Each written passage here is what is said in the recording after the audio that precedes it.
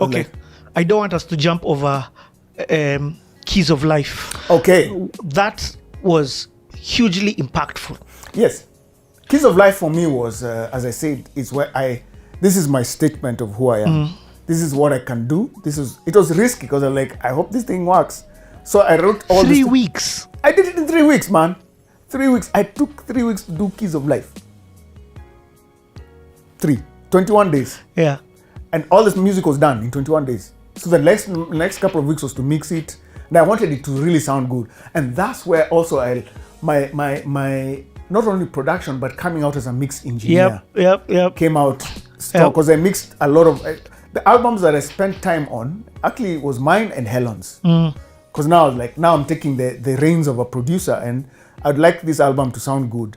So I started the idea of mixing, referencing, go listen to an album. Yeah. Like how does that kick sound? How does that piano sound? How does that drum sound? You know, so that's when now my ear for mixing and understanding how mixing is, now delving into the mechanics, you know, things like reverbs, you know, but that whole engineering thing.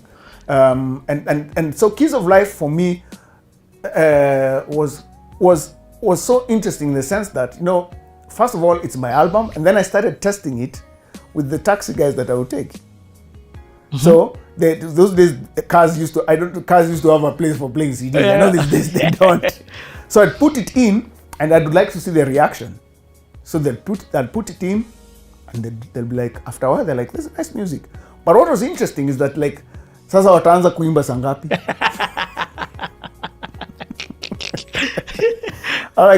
I like, no, it's more like this. Of course, now I littered some of my music with vocals. And Into You with featuring Eric Wainaina. There was Masimaira. Of course, there's a lot of Kanji. So those are the three, and Rebecca Dawn. Yep. So those are the 4 singers that I used for my album.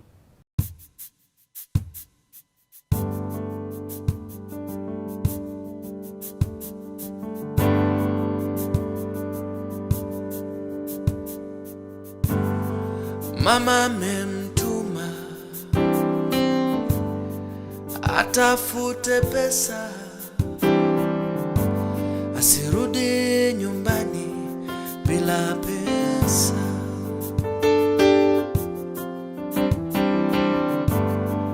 Baba hana nguvu,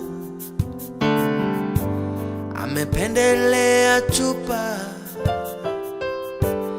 mrija au mkebe, yoyote sawa. Onyinjo lete pesa, usirudi bila pesa, usije nyumbani bila pesa.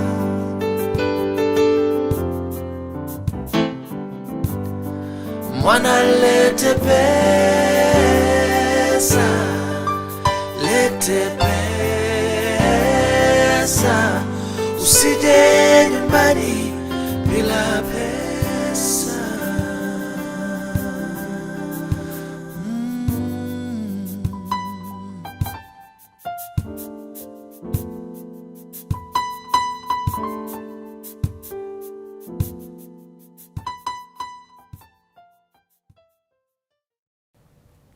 That's great. And it just opened something else for me as a composer. That's when now I started knowing that, oh, I can compose tunes. This is what composition means. This is what arranging means. Because, you know, you can be a composer, but you're like, how does this song, how will it shape? Are you telling a story? So when I'm composing, how does this feel? Where will this go? So when you... should I reuse this chord? Should the melodies? Okay, that was grown in Keys of Life. Nice. And so even I'll say, my later albums are actually redos of some of those songs. Some of the best songs that I've written are from Keys of Life that I still play today in New York. Tunes from that one I played. But there's others that What's the name of that song again? Amka Twende. Yeah, Amka Twende. That's Amka Twende. So 2006, Kijiji moves from Mushai Drive onto Naivasha Road, and that became a whole other breeding ground for other that things. was crazy. You know, and I produced Helen's next record. We did now that relationship with Brian Kagoro from Zimbabwe. Now that's the connect. That's why we started now writing music for this project from Zimbabwe, and that's why I met that producer who ended up being Rebecca Dawn's producer. Because first of all, it was email conversations. Yes, not even email conversations. I met him when we went to because you went to Zimbabwe. To Zimbabwe, yeah. So that's when I was listening. He played me his music, and you see at that time Rebecca Dawn was asking for like to be produced. But then I felt like, I think she may have mentioned Aaron's too jazzy. Yeah, like, she was not. I was not the right fit. Yep. And there's nothing wrong with that. No, there's nothing wrong. It's just like it's different styles. So that's what I told her. Andrew is the guy. What happened is when Aaron and Kanji and I were trying to do my album, we just couldn't settle on a sound. Like, we just couldn't settle on something that I felt sounded like me, that they did well. So it always ended up sounding too funky, too jazzy, it's just like this isn't me. So it was actually Aaron one day who was like, there's a guy who I think would produce your music really well, and he's based in Zimbabwe. I had been there before through church connections. My dad was connected to the church that he was a part of. So I'd already been there and met him, but it had never crossed my mind like, can this guy do my music? Like we could do music together. Never even until Aaron suggested it. I think he's the guy. And in fact, when I heard his music, when he played for me his music in Zimbabwe, I think I know. Even I told him, I think I know there's an artist who I think you should produce. So we went ahead and wrote songs for and for you Afro. know that was the name of the project, Afro. Yeah. That moment, meeting that producer, being connected to that producer, completely changed her life. Yeah. To even the producer that she is today. Yeah, because he was the right person, and that's the other thing about production. Production may not even necessarily be about playing or recording. It's getting this person for this person, getting this person for this person, matching an artist to this other artist, and that's what production is. You know, I came to Kijiji because of you, but ended up meeting Blackman. And Blackman was the right person. Exactly, and that's the other thing that I'm beginning to realize that matching different artists is production. You're producing something. Because sometimes you think that it's about writing, and which is correct. But there've been some great producers who just know which artists to get, which people. This one fits with this one. This one fits with this one. This one fits with this one. This one fits with this one. So that is what I learned. And I think I learned it from an early age. It doesn't say anything bad about me. It's just that it's not my style. That's it. And so why force on something that is not? And then the singer, I could see that Rebecca was quite frustrated because my style was colorful chords. Nah. I was straight girl. I'm looking for just something else, you know. And she's a wonderful pianist, but her style is very different from what I do. And she writes her songs in the way she plays. Yep. So why would I want to bring my minor sevenths and flat 13s onto her music? If she wants a jazz song, I can do it for her. Yeah. That's how you do it. Okay, so let's talk about this project that you did in Zimbabwe, because there's somebody who I got to know very well in Zimbabwe, Pastor G. Oh yeah. Because of this thing. Now, when we went to Zimbabwe, we discovered that there are other artists who are doing songs for the project. And that's Pastor G was one of them, Stanley Gwanzura. Yes. And he has such nice music. He's such a nice guy, man. And so for me, that also opened another market for me. Because I was like, aha. So there's this new artist, and then we're recording in a very nice studio called MFD Studios in Harare. Oh man, it was such a nice experience. Because when I went with Kanji, but Kanji had to come earlier because he was getting married. So I stayed a couple of days and finished the recording and then came back. So we finished that project. And then even at that time, Alke had not even worked with Afro yes. yet. So So I came back, and then what was the next project? And then now I delved in straight to Helon's next project, Ekaleo, which ended up being another nice album. But this time, who was financing it? One, Mr. David McCully. Aha. Yeah.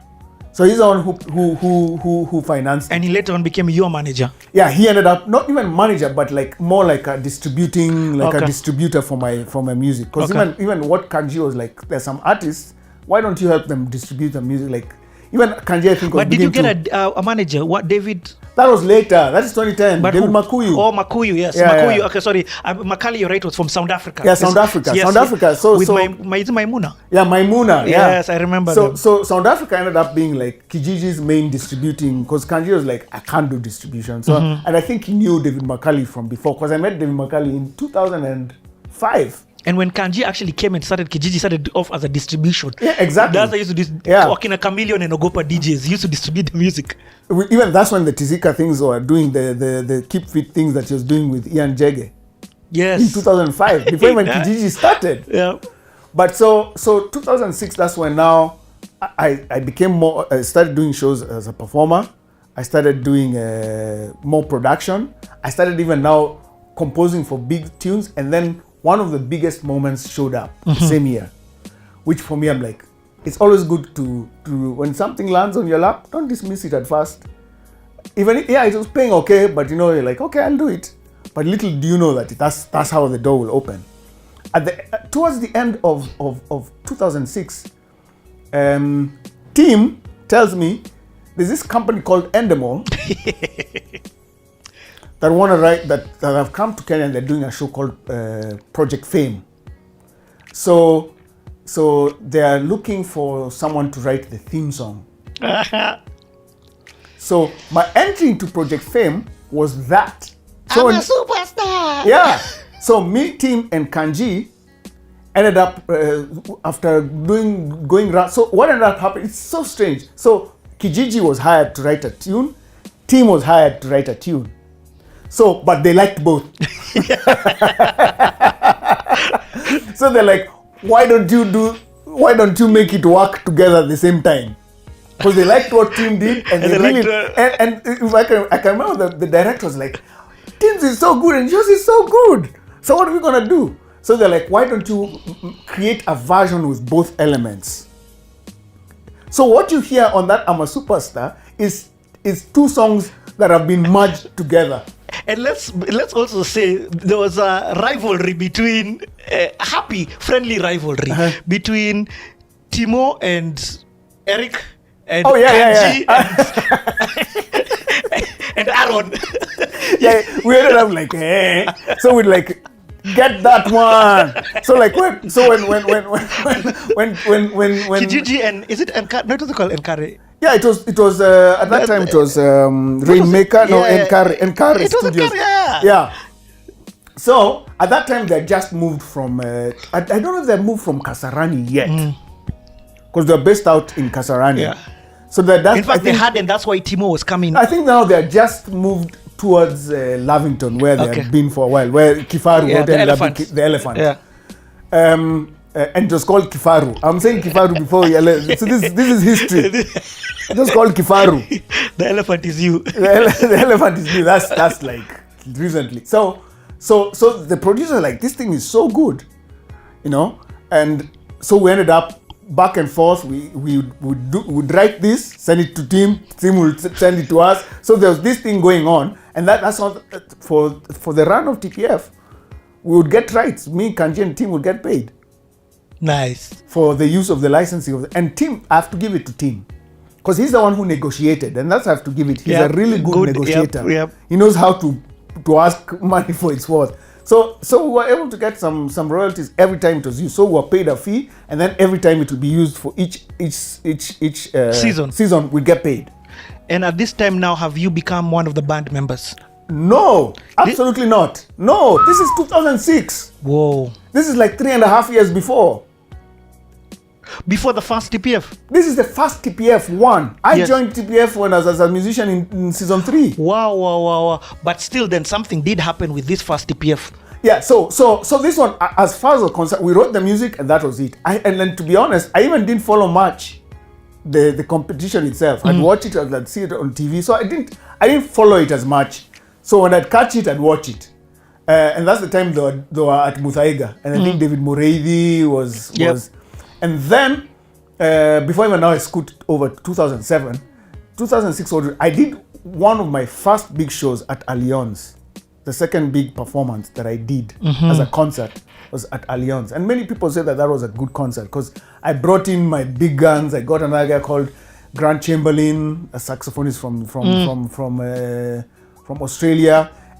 We brought it down. And Kijiji helped me, like, even with the setup. And also, but I have to say that one of the things we also learned, I learned from Keys of Life, is that as the show was going on, we're still printing CDs, planning. So one of the things in Kenya that you have to learn is that you're one-stop shop. You're the producer, you're the one who prints your CDs, you're the one who distributes them, you're the one. So we had so many numbers of who can print CDs quickly. Right now. Bongo is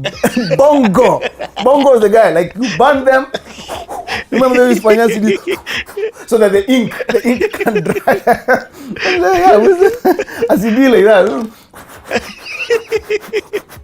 You were kind of there, and then you're doing it like this. Me, Ken Nyaga. You know? So Kanji is running around with because he used to ride a bike. So he's running around picking the CDs. Me, I'm on stage. By the time for Keys of Life, the show itself, the launch album in 2005, I didn't have CDs. In fact, Kanji missed half the show. Where was he? He was sweating, making sure that CDs have been packaged. So he came just before even his tune. So when I saw him at the door, looking all sweated out, you knew CDs are available. CDs are outside there.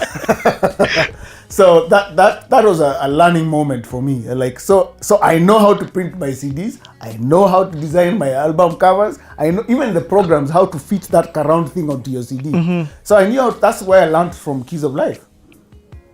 You know? So 2006, that's when now, as I said, the Zimbabwe project. I did Helen's second album. Talking about the Zimbabwe project and also TPF, there are two things there. One, the Zimbabwe, Pastor G then came down to... Yeah, he came down, but that was the next year. Oh, it was the next year. It was the next year. Then TPF... Or towards the end of the year. It was like in between. He did that... It was the end of 2006 and... No, but I feel like it was 2007 though. But still, 2006, Valerie won. Yes, that's what I'm coming to. Okay. So, we finished...